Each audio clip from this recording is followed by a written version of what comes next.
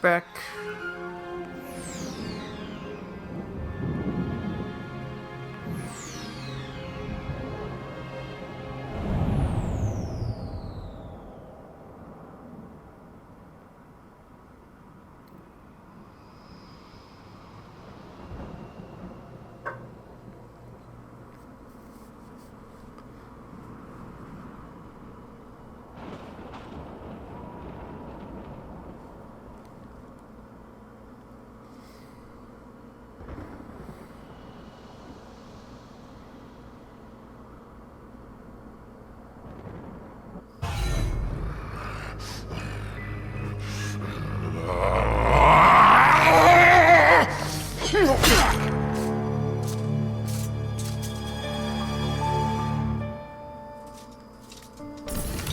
Poor villagers.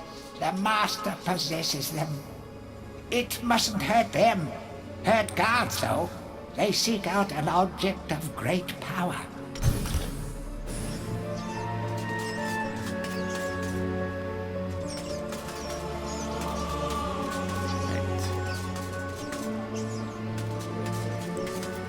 This is one of my favorite stages.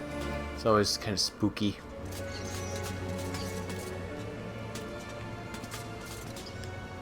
A crucifix once stood here, but the mayor took it. Find a replacement and see how the church should really look.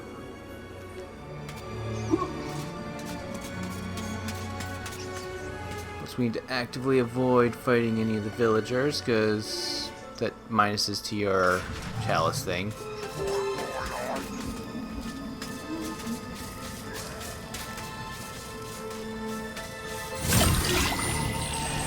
That was a waste of fighting.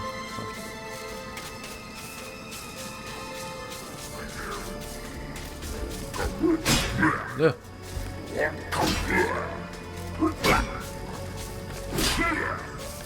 Need to actively avoid them.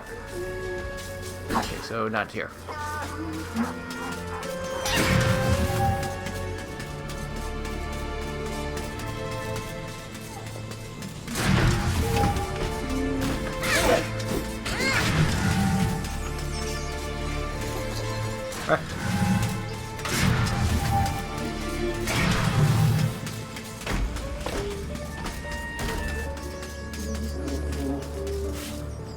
This is like one of my favorite tracks in the game too.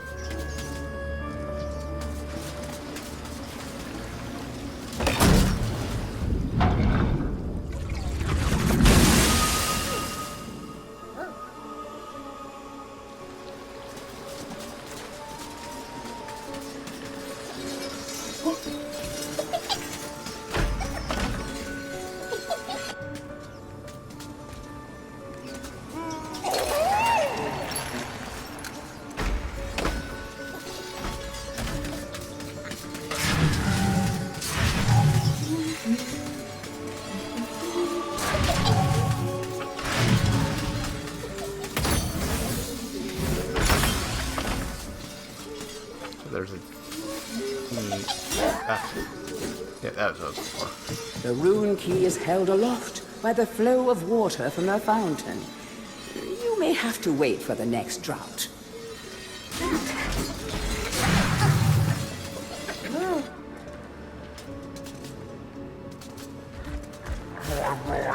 Oh god. You suck.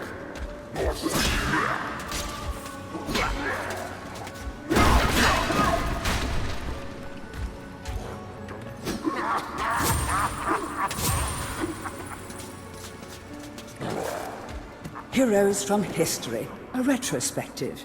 Chapter 1. In addition to being the strongest man who ever lived, Stanyer Ironhewer was unsurpassed in his skill as a blacksmith. He was equally happy pounding on his anvil at home as he was pounding on someone's head in battle. It was said that his only fear was the end of the village smithy as the focus of manufacture, in favor of more centralized units. As if.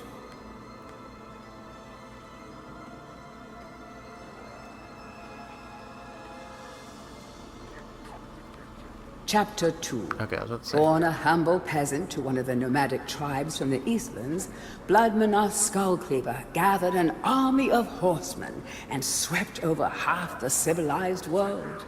When he finally died, attempting a single-handed attack on a garrison in the north while armed only with a spike on his helmet, he was the richest and most powerful peasant of his day.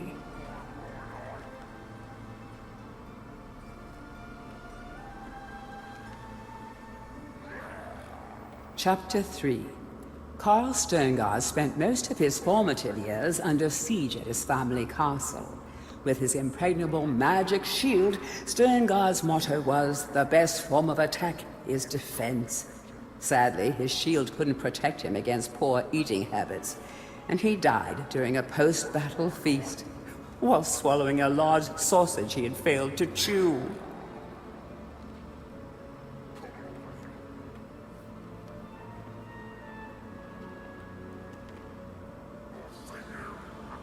Chapter 4.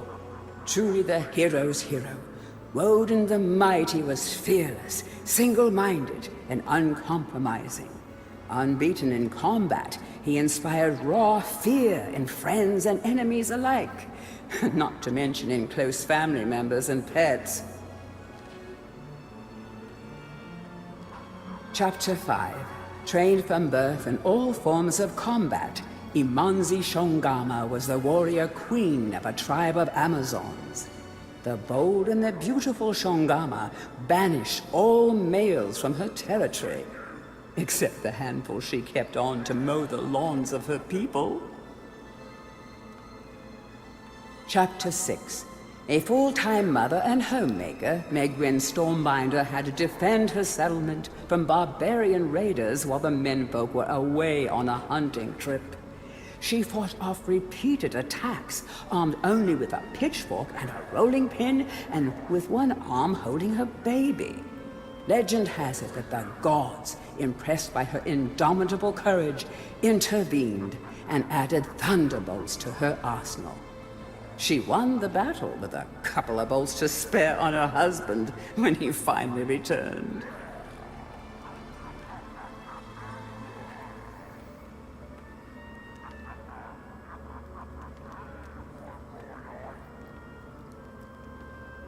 Chapter 7. Dirk Steadfast was a fearsome opponent thanks to his magic sword and a firmly held belief that only women defend themselves. Real men are always on the attack. He was a friend and contemporary of Carl Sterngard and was with him even to the end. It was whilst Steadfast was explaining his views on Sterngard's shield during a feast that the latter had his tragic and inexplicable accident.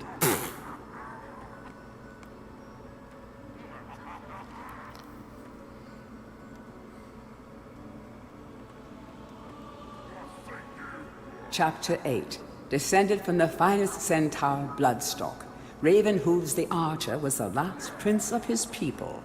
A proud and haughty aristocrat, he was an accomplished hunter, sportsman, duelist, playboy, raconteur, and 3 times Derby winner.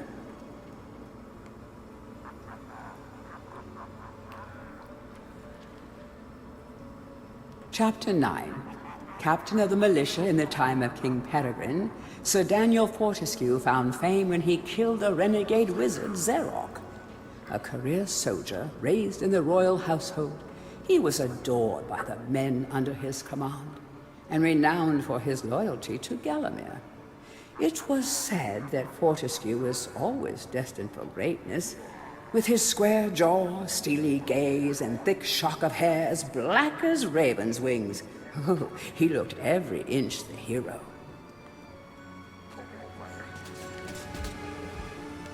Tourist's Guide to Galamir, Part 1. The land of Galamir is a wondrous land of breathtaking sights and adventure. If it's beauty you are looking for, be sure to check out the sights of the Enchanted Forest. Scale the heights and see the nests of giant dragon birds. Seek out weird and wonderful plant life. Go ooh and ah at the sight of baby dragon toads splashing about in the crystal clear ponds. Why not take a walk through the Pumpkin Valley? Pumpkin is Galomir's favorite dish, and about now the valley is just bulging under the weight of young podlings awaiting harvest. Tourist Guide to Galomir, Part 2. If it's mystery you're looking for, then the seasoned adventurer should travel to the ruins of King Peregrine's castle. Yes, this is the fortress from which the fabled King Peregrine once hailed. It is said that the king's crown was lost in the dungeons below the castle, and that the ghost of the regent himself now haunts these cold stone passageways. Spooky. Why not take the swamps and seek out the mythical town of Mellowmead? This place was once said to be a place of fantastical arcane alchemy, but an age has passed since it was consumed by the murky swamps. Perhaps great treasure awaits any adventurer that can locate its watery resting place.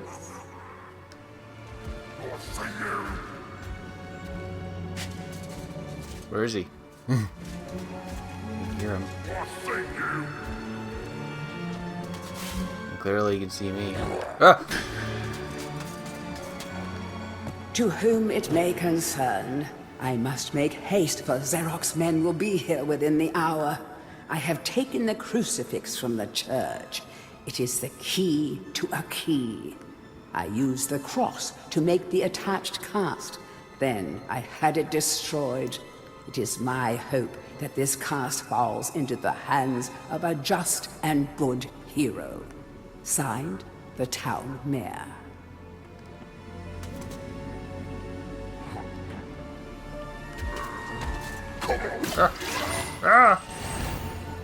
History of Galomir. Volume 3. Ah, no! Stop! History of Galomir. There we go. 1.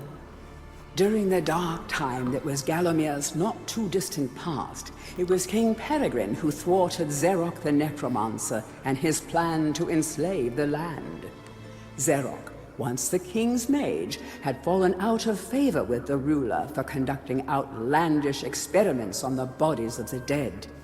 It was said that deep within Peregrine Castle, the dead were restless.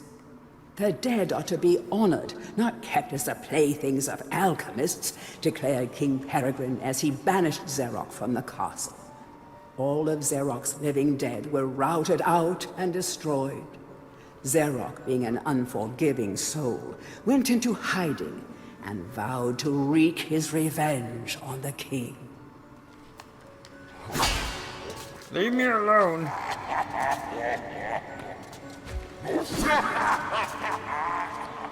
History of Galomir, Volume 2. Rumors of ill-doing and dark deeds abounded through the land of Galomir. It was whispered that Xeroc had employed the aid of shadowy demons to help build a vast castle. Under the cover of night, Xeroc's dark army spilled forth from their corrupt haven. The army marched south across the Silver Mountains and through the Silver Woods. Soon afterwards, even the Pumpkin Lands belonged to Xeroc. The folk of Gallows Town cried out for help. Save us, good King Peregrine.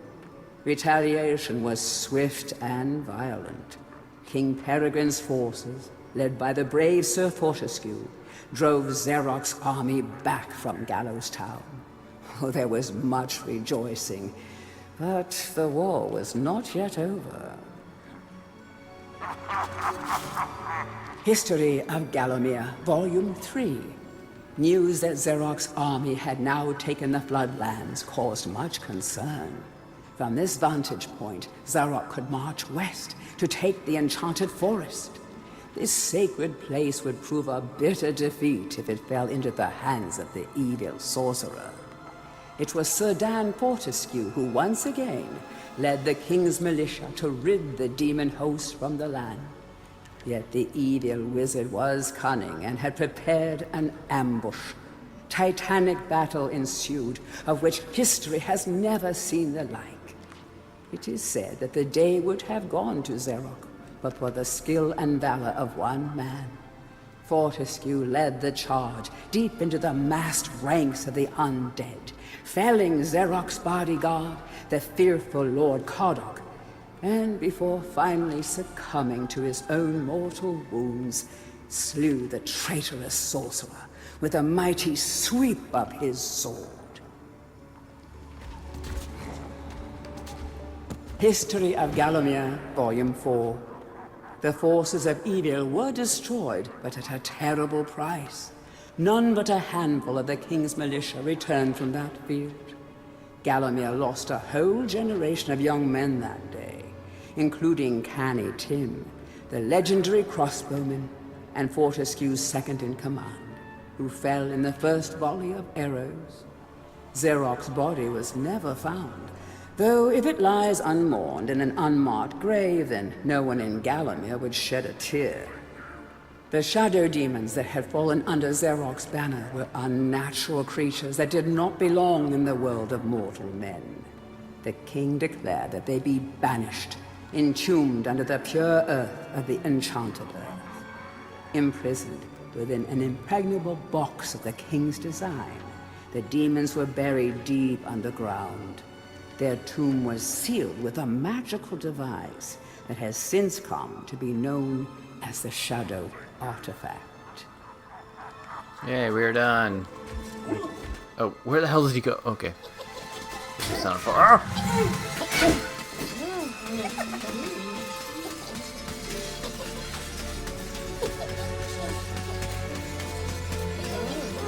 Guess we're done reading and stuff.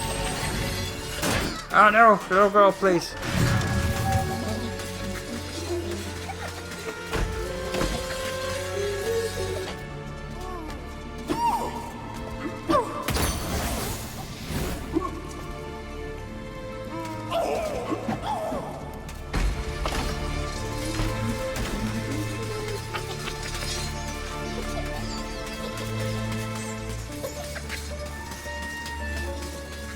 Another door. Oh.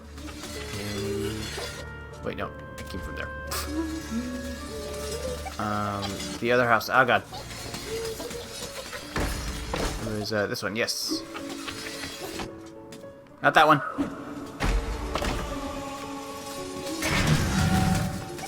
Where was that down house? I just went over here. Very easy to get lost in this silly place. Right there.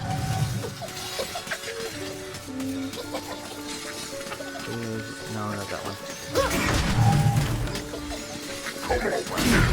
Ah!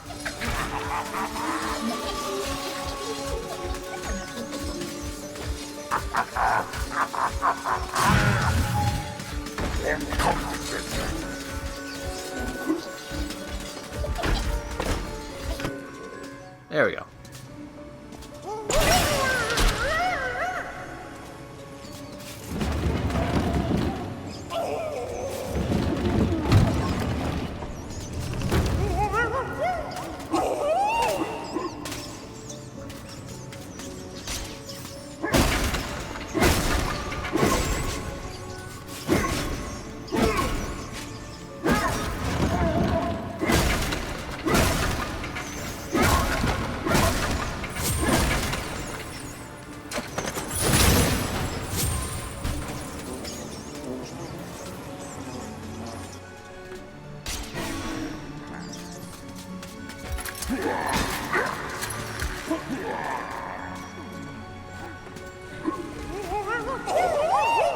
Bust of Mr. Shanks, landlord of the Troll's Head.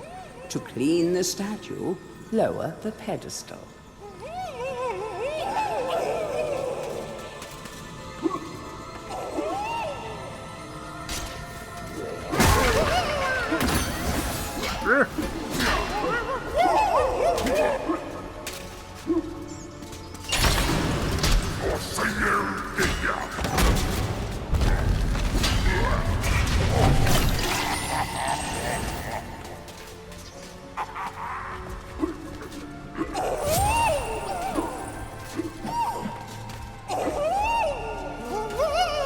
Okay. There's no door to this place. Nope. Okay. voices. No.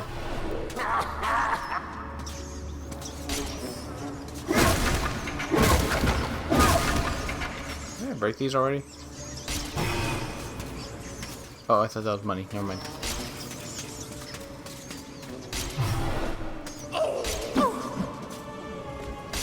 I keep pushing triangle instead of dash.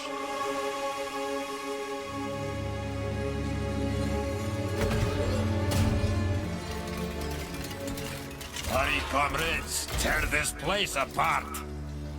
If we don't find the shadow artifact, Lord Zarek will have us mocking out the demons for the next millennium.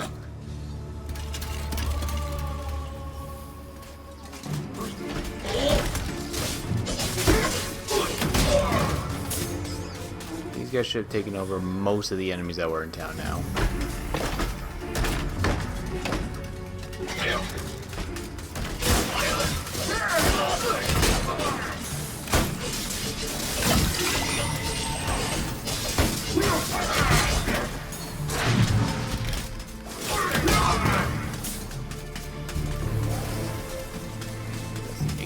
Area. Oh no, that's the exit to the area.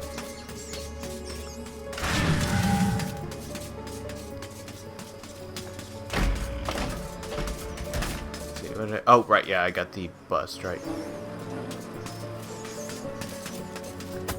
Did I find the... Yes, okay, I couldn't remember if I found that yet. Okay, the blacksmith's close. Wait.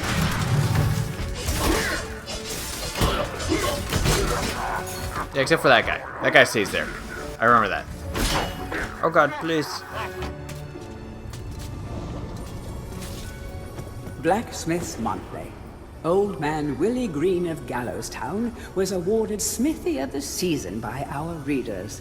His outstanding casts have produced many intricate and hard-wearing iron goods and sculptures. Willie only uses the finest of metals in his work, and is particularly noted for his magnificent busts. Old man Willie was quoted as saying, "Aye, when I get pumping on me bellows, there's no stopping me. It's all in the rhythm, up and down, up and down. I've always been inspired by the stories of Stanya Ironhewer, the greatest smithy there ever was."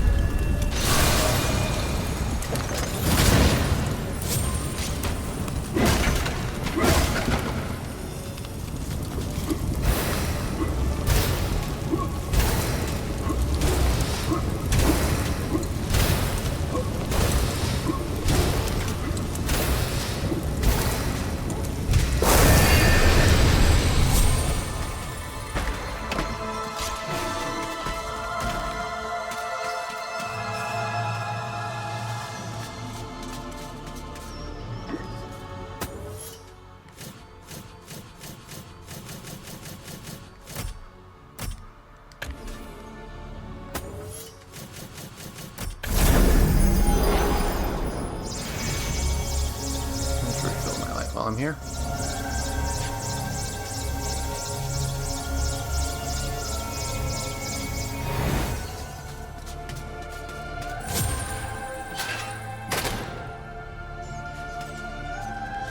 Dear Sir and Madam, on my travels across Gallowmere, I have come across many mysterious and enchanting finds. However, that which filled me with deepest dread was that bully boy Zarok will stop at nothing to retrieve this item. I fear that he already knows that it is I who possess it. Yours fearfully, the town mayor.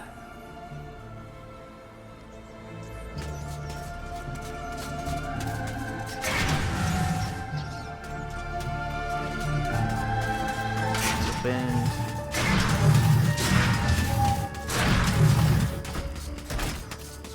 That one.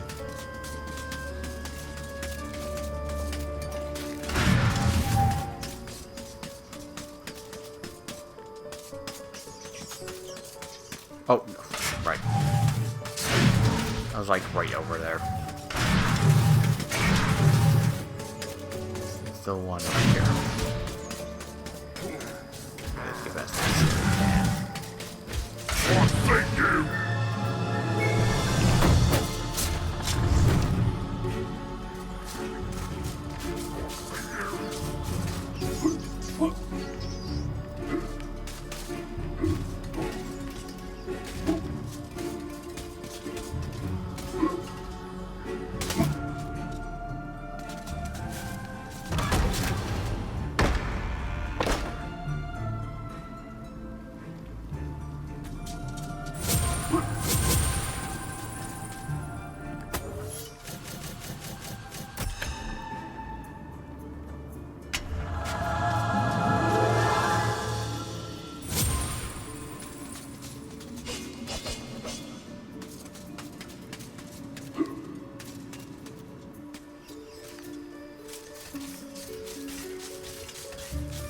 Outside, just to make sure I don't miss anything.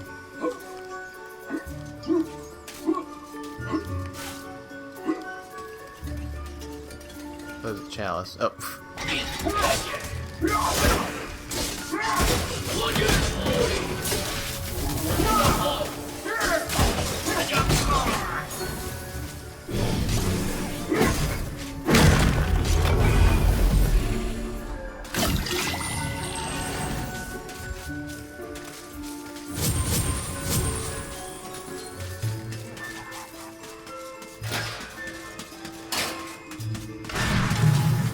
Just have to go through the last gate and kill the guys over there, and we'll be good to go. As soon as I can remember how to get to that gate. It's like right here.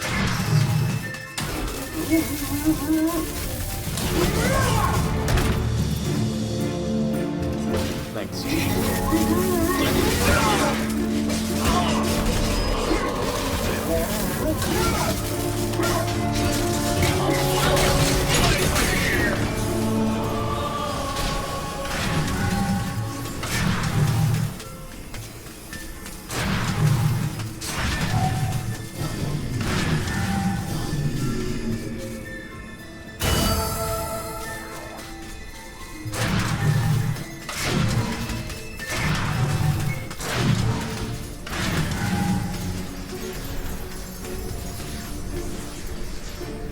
Capture that greedy profiteer, the town mayor.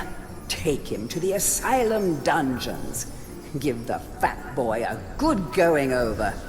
Locate the shadow artifact. Bring me back something nice.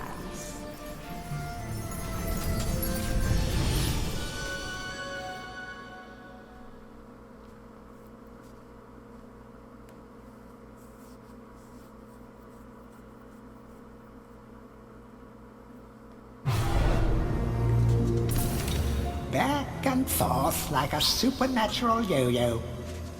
Maybe the master will make it harder to find those magic egg cups.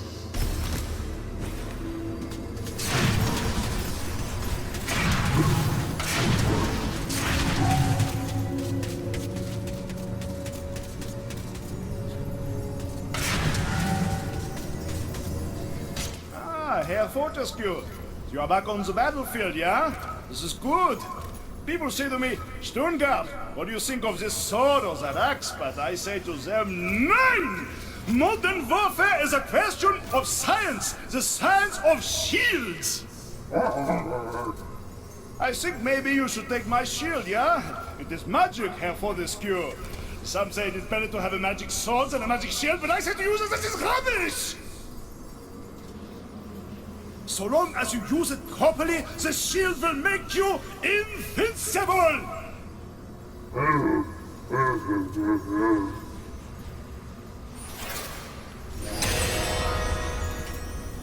Hey, go.